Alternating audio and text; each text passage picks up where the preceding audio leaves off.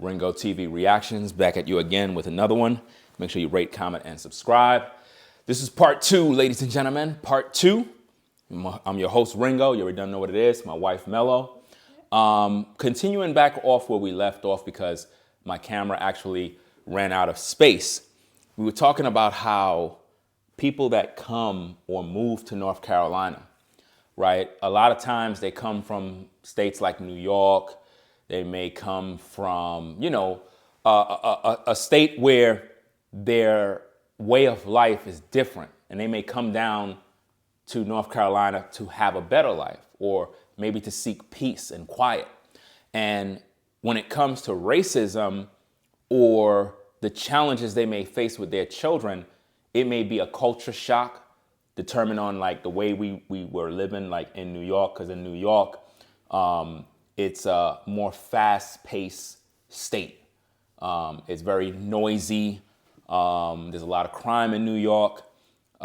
In my opinion, it's not a place for family living. So my point is, when people come down to North Carolina, they may expect people to conduct themselves in a certain way. And this is how it is a lot of times in the black community. We think that if you move to an all-white, quote-unquote, suburban community, that all of the neighbors are perfect, loving, hospitable, and that's not the case. And they're going to treat you well. They're going to who? Treat you well. Well, this is what we believe. And it's not to say that you're not going to have people out there that's not going to be good, kind-hearted people.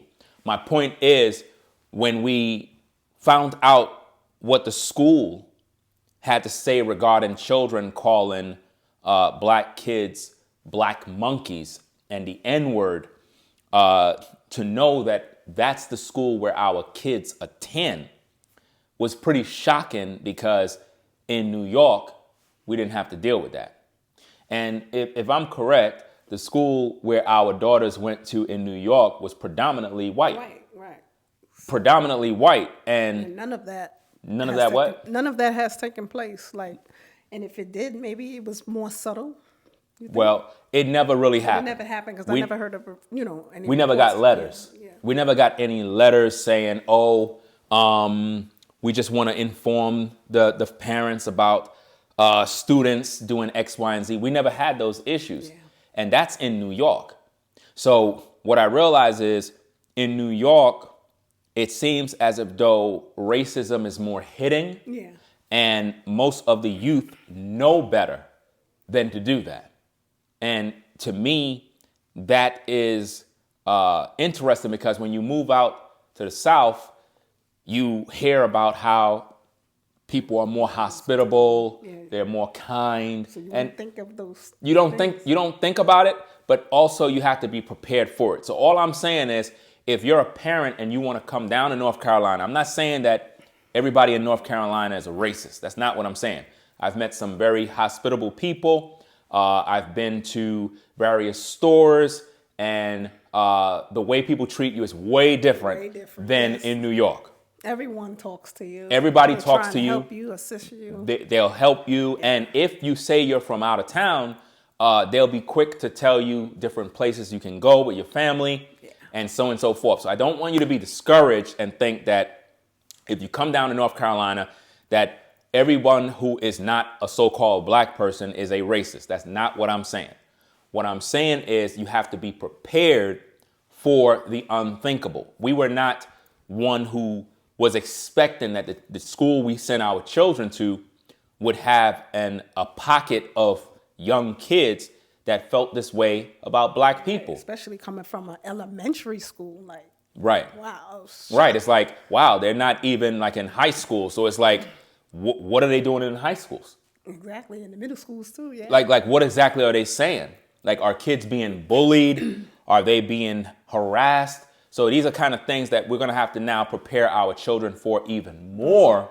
And again, when things like this happen, it really make you not want to trust people. You have to understand where I'm coming from. You can have good intentions when you introduce yourself to people or meet or interact with people. But when you have a school and young kids are calling black kids black monkeys and N-words, and then you're in a community that is predominantly white, it kind of in the back of your mind make you think, is this family a racist?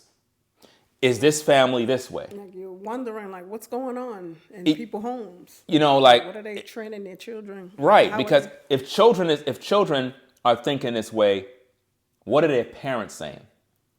Yes, because that's where it derives from. And it's taught behavior. How do you? All right, let's put it like this.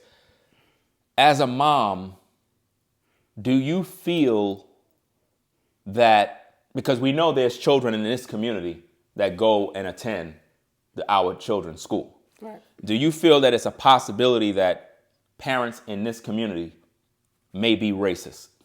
Yes, because it's... That's exactly the way I feel. Yes. And you know, I don't want you as a viewer to be discouraged in any way, because I'm not saying that everybody is a racist. What I'm saying is, when you move to a community and in schools where children are, that they're being called black monkeys and N-words, then that means that in the close vicinity of where you live, there are parents that are racist. Let me ask you something. Can you feel it? Yeah. You feel it's all around you, right? Yeah. Of course you can. Basically what she's saying is, can you feel racism? Yeah. Yes, you can. Racism is not just how one is treated, but also you can feel the energy of this particular spirit. Yeah. You can feel it on people. You can feel it when you walk outside your house. You can feel it when you get in your car. You can feel it by the stares you get from people. You could tell when someone is looking at you because they're happy. You can also tell when somebody is looking at you because they just don't want you to be there. Mm.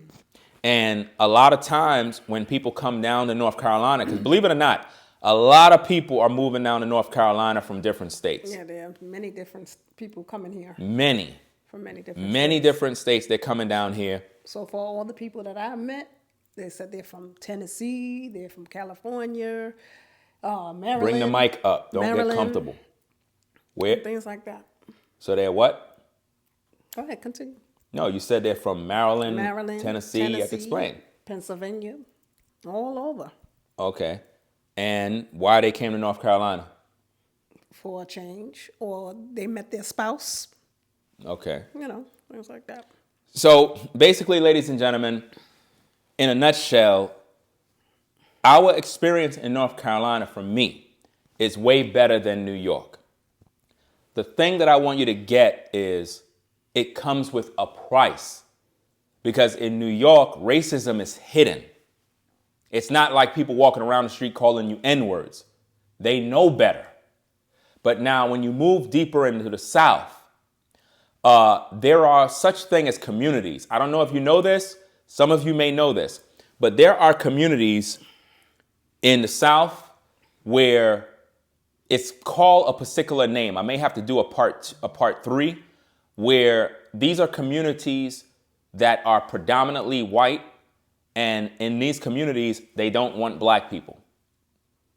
I did my research on this, and there are particular communities that really don't want black people to live there. It's a certain name that they say. Right? It's a name. Yeah. I've seen a couple of YouTube videos about it where it's really real, meaning that the majority of the people that live in these communities are in full agreement to not have black people live there. And I think they base the community based on your income and all kinds of things, like your education. Like certain schools are like... It's like good. Zoned off. Like you have to meet a certain criteria to even live there. And it's all racism. And it's something that you have to understand. But nonetheless, ladies and gentlemen, I'm going to get up on out of here. We just wanted to keep the video short. We may come back with a part 3. I want y'all to be safe out there. And if you're planning on moving to North Carolina, make the move, because I'm enjoying myself here. It's way more peaceful. And there's so much you can do and so much you can explore. But don't let racism or bad-hearted people spoil you from pretty much enjoying your family life. So that being said, y'all, catch you in the next video. We out. Peace. Yes.